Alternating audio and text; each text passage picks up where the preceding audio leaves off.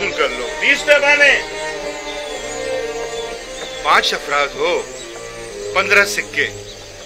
जाओ वसूल कर लो। मेरे पास सिक्के नहीं हैं। कुछ और भी नहीं है? नहीं, जो कुछ था वो अब तक गंदुम की खरीदारी पर सर्फ कर दिया है।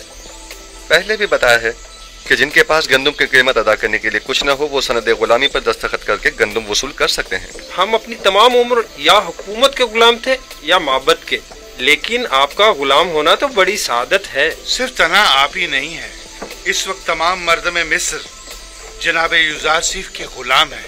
हमारे लिए ये गुलामी तो आज़ादी से कई बढ़कर है और हमें इस पर बड़ा फख्र है। मेरी ख्वाहिश है कि आप सब एक खुदा के बंदे बन जाएं और किसी गैर खुदा के बंदे न रहें। जनाब यूजारसीफ, अब मेरे पास गंदुम के एवज देने को कुछ नहीं, क्या आप मुझे मुफ्त गंदुम इनायत फरमाएंगे? आली जनाब, इसका शुमार मिस्र के दौलतमंद तरीन अफराद में होता था। आप यूं कीजिए कि इसकी गुलामी के एवज इसे गंदुम दे दें। यानी मैं हुकूमत मिस्र का गुलाम बनूंगा तब मुझे मुफ्त गंदुम दी जाएगी? मेरा सब कुछ तो मुझसे ले लिया गया है। मेरा घर बार, मेरे बच्चे, मेरा मालो मता, मेरे गुलाम, मेरे बीवी बच्चे सब आपके गुलाम हैं। अब मुझसे और क्या चाहते हैं? मुझे तो कंगाल ही कर दिया है। क्या किसी ने मजबूर किया है आपको गंदुम खरीदने पर? हाँ, कहत ने, भूख ने। अगर गंदुम ना हो तो मैं तो हलाक ही हो जाऊं। जमाना फरावानी में आपने हुकूमती गोदामों में गंदुम जमा करवाई थी? नहीं, मैंने सोचा भी ना था कि कहत भी पड़ सकता है। बस तो आप अपनी जान की कीमत अदा कर रहे हैं। मैं गुलामी पर मौत को तरजीह दूंगा। अगर गुलामी बुरी चीज है तो फिर क्यों जब आप खुद साहिब दौलत थे तो 20 गुलाम रखे हुए थे?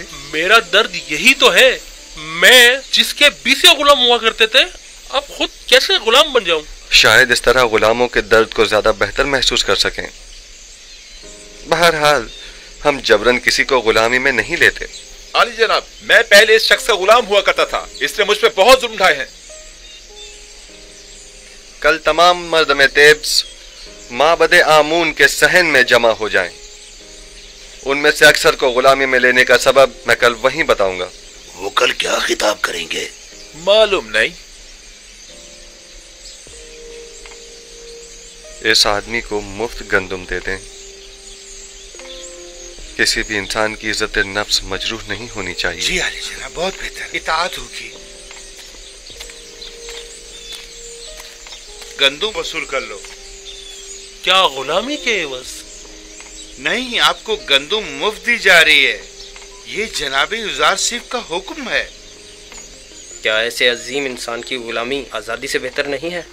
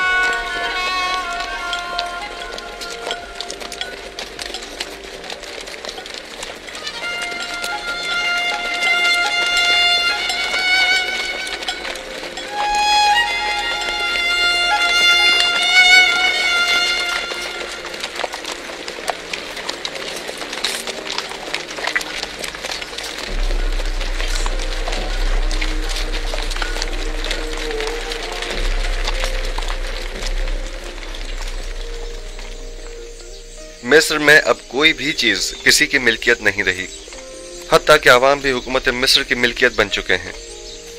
माबद आमून के तमाम खजाने भी हुकूमत मिस्र की तहवील में आ चुके हैं।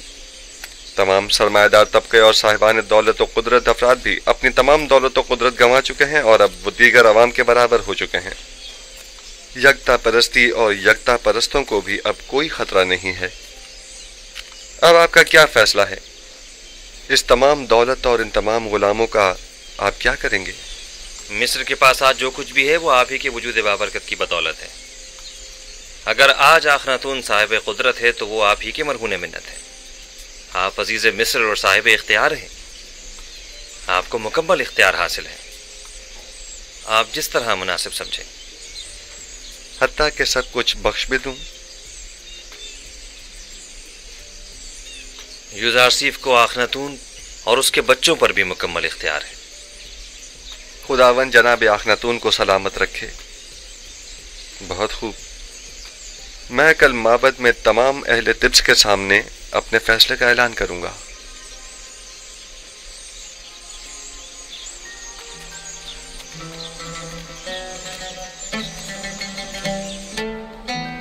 आज बानो जुलेखा का माबूद यकता के साथ खलवत नशीनी का 40वां रोज है। क्या आप भी जनाब यूजारसीफ की ख्वास्तगारी को कबूल करने का वक्त नहीं आया? हुक्म देने का मुकम्मल इख्तियार अजीज मिस्र को हासिल है। अगर उनका हुक्म होगा तो मैं इस खलवत को तर्क कर दूंगी। नहीं, किसी किस्म का कोई जबर नहीं, क्योंकि अगर महर मोहब्बत ही ना हो तो जबर बेसूद है। कभी मैं खुद से कहती हूँ कि इश्क हकीकी के होते हुए इश्क मजाजी की क्या जरूरत है। फिर सोचती हूँ कि अगर इश्क यूसुफ ना होता तो आज मैं माबूद हकीकी की आशिक न होती। मैंने यूसुफ से अपने माबूद की तरफ सफर किया है। यूसुफ की मोहब्बत से मुझे इश्क हकीकी का तजुर्बा हुआ है और ईमान के जरिए माशूक हकीकी को हासिल किया। मैं खुद को इश्क यूसुफ का मकरूर समझती हूँ, लेकिन मुझे महसूस होता है कि उस जैसे माशूक के होते हुए मैं गैर के इश्क से बेनियाज हूँ। यानी बानो जुलेखा के दिल के किसी गोशे में भी जनाबे यूजारसीफ के लिए कोई जगह नहीं। खुदावंदी अपनी तमाम तर खूबसूरतियों और अजमतों से कुछ इस तरह मेरे वजूद को पुर किया है कि अब किसी और इश्क की गुंजाइश नहीं। तरद्दुद मत कीजिए बानो। जिस इश्क ने आपकी माशूक हकीकी की जानिब हिदायत फरमाई है वो मुकद्दस है। इश्क जमीनी और आसमानी के माबैन एक ऐसा काबिल सताइश ताल्लुक है जो कभी टूट नहीं सकता, मगर शर्त यह है कि इश्क मजाजी आपको इश्क हकीकी की जानिब से गाफिल न कर दे। यही तो डर है कि कहीं मेरा माबूद मेरा मुआखिजा ना करे कि एक दिल में दो माशूक क्यों। आप आजाद और मुख्तार हैं। मेरा फर्ज था कि इस मुकद्दस रिश्ते को कायम करने के सिलसिले में कोई इक़दाम करूं। उम्मीद है गौर फरमाएंगी।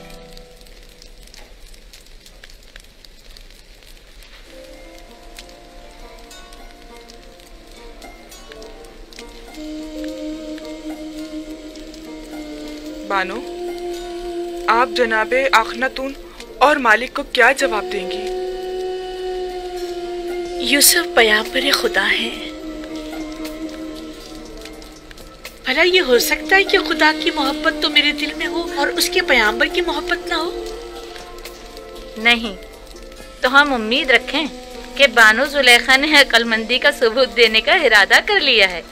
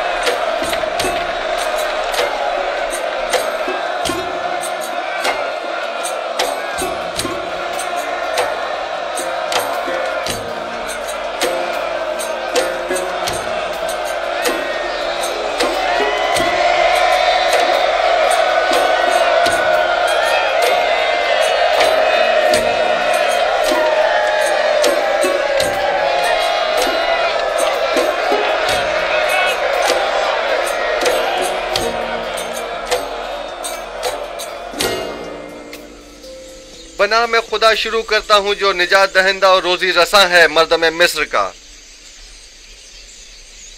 एक दिन पेशनगोइयों की किताब जनाब पुतिफार को मैं पढ़कर सुना रहा था। उसमें मिस्र के मुस्तकबिल की पेशनगोई की गई थी।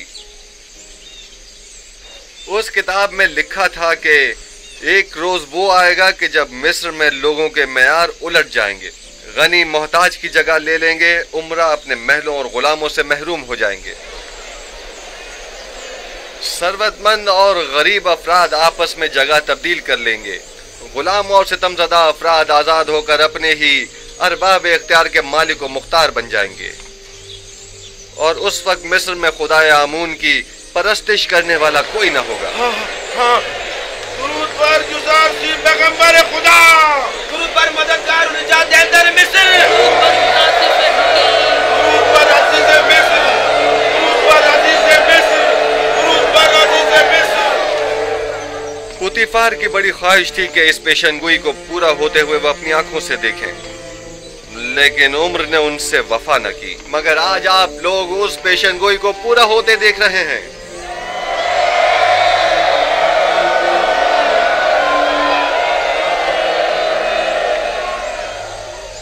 शायद मिस्र के बहुत से बुजुर्गों को याद हो कि एक दिन इसी शहर तिब्स में बर्ता फरोशों के बाजार में एक छोटे से बच्चे को बतौर गुलाम खरीदने के लिए बेशुमार लोग जमा हुए थे।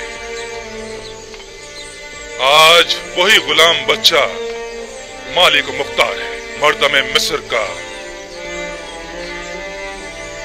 एक दिन था कि आप सब युजार सीफ के मालिक मुख्तार बनने के ख्वाहिशमंद थे, और आज वो आप सबके मालिक मुख्तार है।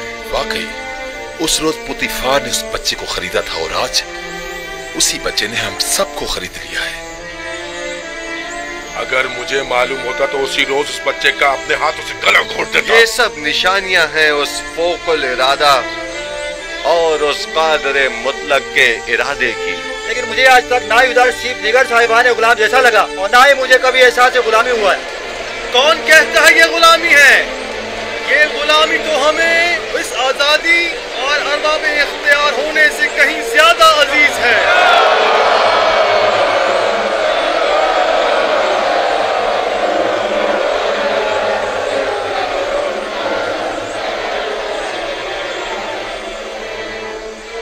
आज आप सबको यहाँ इसलिए जमा किया है ताकि आप सबको गुलामी युजार सीफ और हुकूमत मिस्र से आजाद करूं, क्योंकि जो कोई भी खुदावंद यकता की बंदगी कबूल कर लेता है उसे किसी हुकूमत, किसी इंसान का बंदा और गुलाम नहीं होना चाहिए। आज आप लोग सनद आजादी, चाहे वो अपनी हो या खानदान वालों की, हासिल कर लेंगे।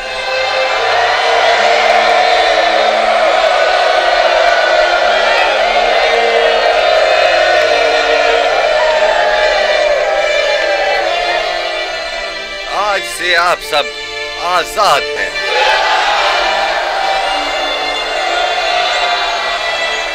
इल्ला बजुज उन लोगों के कि जिन्होंने इससे पहले दूसरों की आजादी सल्ब कर रखी थी। जब वो साहिबान गुलाम और सरमायादारों के जो गरीबों के खून पसीने से कमाई हुई दौलत के मालिक व मुख्तार बने बचे हैं, वो तमाम लोग बदस्तूर यूं ही गुलाम रहेंगे। हम उनकी गर्दनों में बाकायदा तौके गुलामी तो नहीं डालेंगे, लेकिन अगर वो किसी खता के मुर्तकिब हुए तो सख्त सजा के मुस्तहिक करार पाएंगे। मैंने मर्दम मिस्र को नहीं खरीदा मगर इसलिए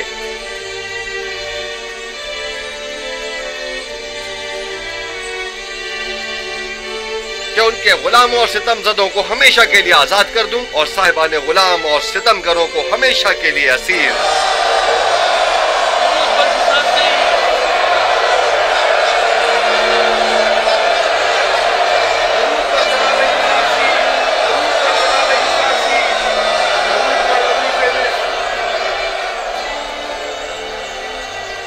तो ये था मर्दम मिस्र को गुलामी में लेने का राज। यही वो हिकमत अमली थी तो जनाब युजार सीफ ने अपनाई थी। उन्होंने इस हिकमत अमली से अच्छे और बुरों को एक दूसरे से जुदा कर दिया है। अजीज मिस्र की बातें तो बिल्कुल अंबियाओं जैसी मालूम ही नहीं हो रही। वो मुंशी मिस्र है। कल से तमाम गोदामों के मामूरीन तमाम लोगों को बिला मुआवजा गंदुम देने के पाबंद होंगे। आज से हुकूमत मिस्र ग़िज़ाई किल्लत को पूरा करने की पाबंद होगी। उन्हें भी जो आज से आजाद हैं और उन्हें भी जो हुकूमत मिस्र के गुलाम हैं। अन करीब खुदा ने चाहा तो कहत खत्म हो जाएगा। बस जब तक ज़माना कहत खत्म हो हमें मयाना रवि और किफ़ायत शुआरी इख्तियार करनी होगी ताकि हमें ग़िज़ाई किल्लत का सामना न करना पड़े।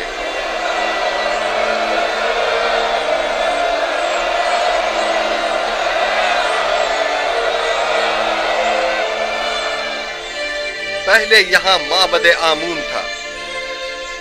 आज के बाद से इस जगह पर खुदावंदे यक्ता की परस्तिश की जाएगी। अगली मर्तबा इस जगह को मुजस्समाए आमून और आसारे शिर्क से पाक होना चाहिए।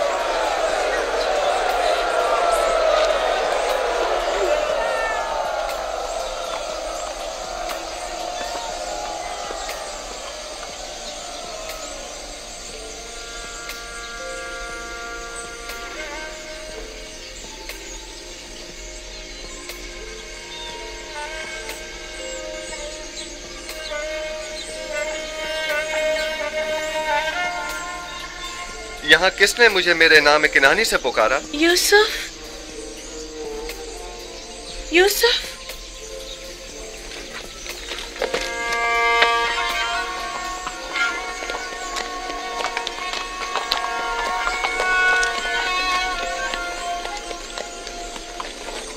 जुलेखा,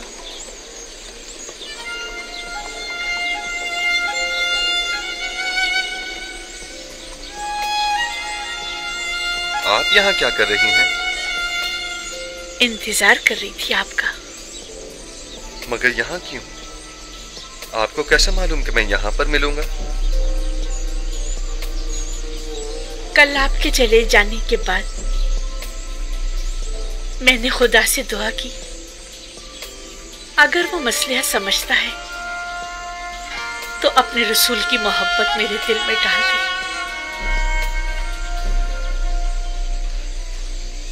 मुझे ये गवारा न था कि इश्क खुदा तो मेरे दिल में हो, लेकिन उसके रसूल की मोहब्बत ना हो।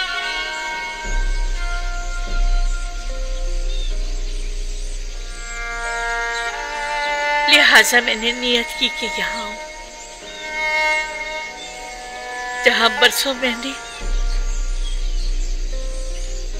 आपके वसल की आरज़ू में आपका इंतजार किया। मैं जानता हूँ इंतजार सख्त होता है। इससे कहीं ज्यादा सख्त वो ताने थे जो मुझे सुनने को मिलते थे। साहब कहते थे बस करो, आखिर कब तक यूसुफ का इंतजार करती रहोगी।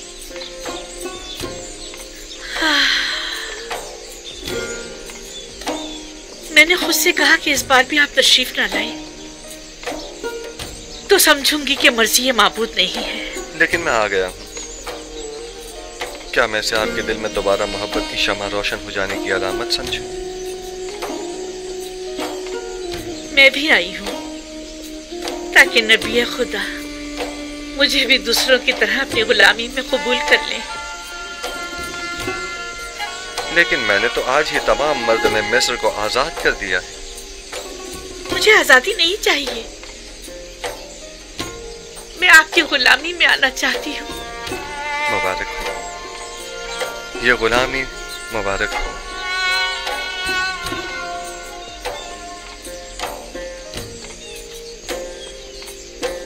आप सब शाहिद हैं, ज़ुलेखा खुद गुलामी कबूल कर रही हैं।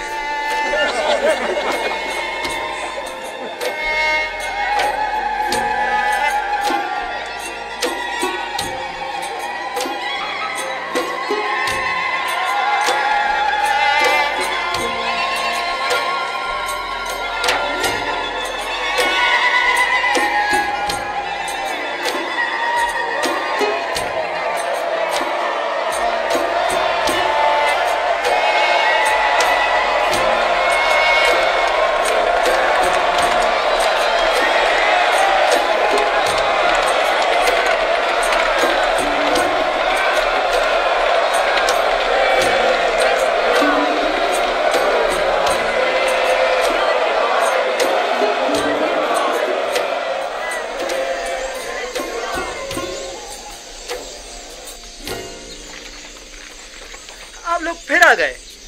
आ जाइए। हम सिपास गुजार हैं आपके। मुझे याद है कि उसने कहा था कि वो बर्दा फरोशों के बाजार में मिलेगा। सही कह रहे हो, आओ उस तरफ चले।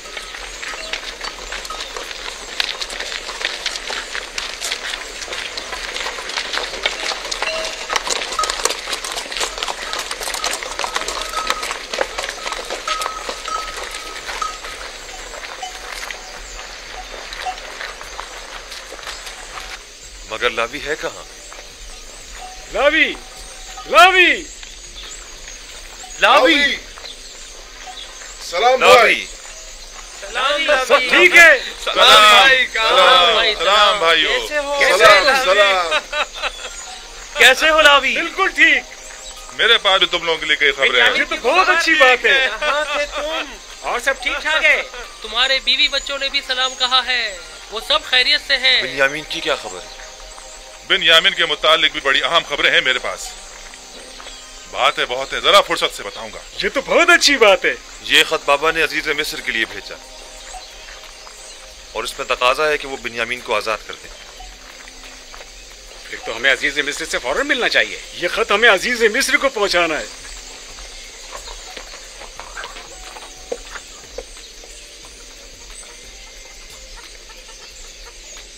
हमें अजीज मिस्र के पास जाना होगा। चलो चले।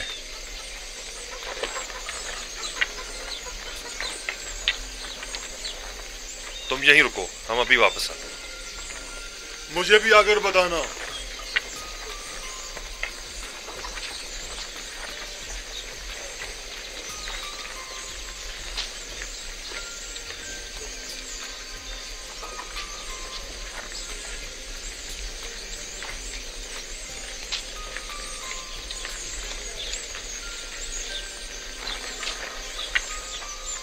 कैसा गुलाम? बिन्यामीन तो बड़ी शहाना जिंदगी गुजार रहा है और अजीज मिस्र अपने किसी अजीज की तरह उसका ख्याल रख रहे हैं। तुमने खुद देखा है या किसी ने बताया? मैंने खुद अपनी आंखों से देखा है। हर जगह वो उसे अपने साथ लेकर जाते हैं, हत्ता कि वो अपनी बग्गी में भी अपने साथ सवार करते हैं। तो क्या अजीज मिस्र ने उसे अपना खास गुलाम बना लिया है? मैं कह रहा हूँ कि बिन्यामीन एक शहाना जिंदगी गुजार रहा है और तुम कह रहे हो कि खास गुलाम। वो भी अपने भाई यूसुफ की तरह बड़ा खुशकिस्मत है। उसने अजीज मिस्र की तवज्जो इस तरह अपनी तरफ मुतवज्जो कर ली है कि वो उसे एक लम्हे के लिए भी खुद से जुदा नहीं करते। इस तरफ से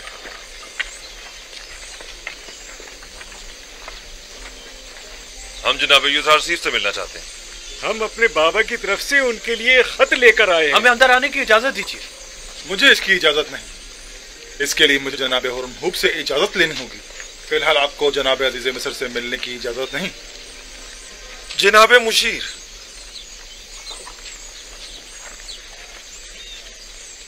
जनाब मालिक, आपसे एक इल्तिजा है। आप लोग फिर आ गए? आप क्या चाहते हैं?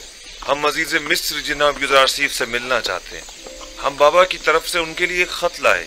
मैं तो समझा था कि जो कुछ आपके भाई ने किया है उसके बाद तो आप लोग दोबारा कभी भी तिब्स का रुख नहीं करेंगे।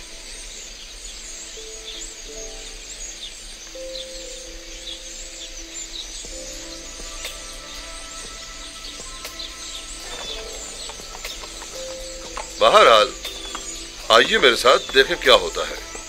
चलो चलते हैं।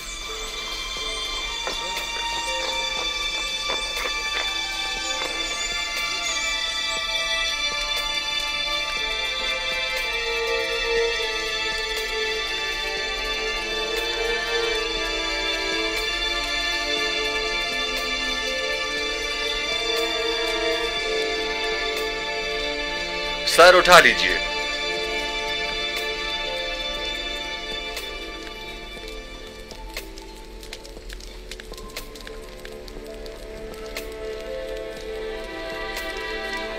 कहिए, क्या कहना चाहते हैं? अगरचे हम अपने भाई की उस हरकत पर शर्मिंदा हैं, लेकिन जनाब अजीज मिस्र की बुटबारी के पेश नजर हमने दोबारा यहाँ आने की हिम्मत की। अब तक केनान काहत से दो चार है जनाब अली। हमारे पास ना तो दरहम दिनार है और ना ही कोई मालो मता जो गंदों के एवज दे सके, और जो है भी वो ना होने के बराबर है। सिर्फ कुछ खाले, रेशम और धागा लाए हैं जो कि निहायती कम कीमत की है। हमें उम्मीद है कि इन हकीर चीजों के एवज साल भर के लिए गंदुम देकर हमारे कबीले को इस मुश्किल से निजात देंगे। ठीक है, मैं कह देता हूं कि इस बार तो आप लोगों को गंदुम दे दी जाए, लेकिन अगली बार आपको इसकी पूरी कीमत अदा करनी होगी। हम सिपास गुजार हैं आपके। खुदाबंद जनाब अजीज मिस्र का साया हमारे सरों पर कायम रखे। हमारी एक गुजारिश और थी। उम्मीद है कि अजीज मिस्र जरूर कबूल फरमाएंगे। सुन रहा हूं। उम्मीद है कि वो बिन्यामीन के मुतालिक न होगी। इत्तफाकन ऐसा ही है। आली जनाब से निहायत आजिज़ाना गुजारिश है कि उसे मुआफ कर दें और हमारे साथ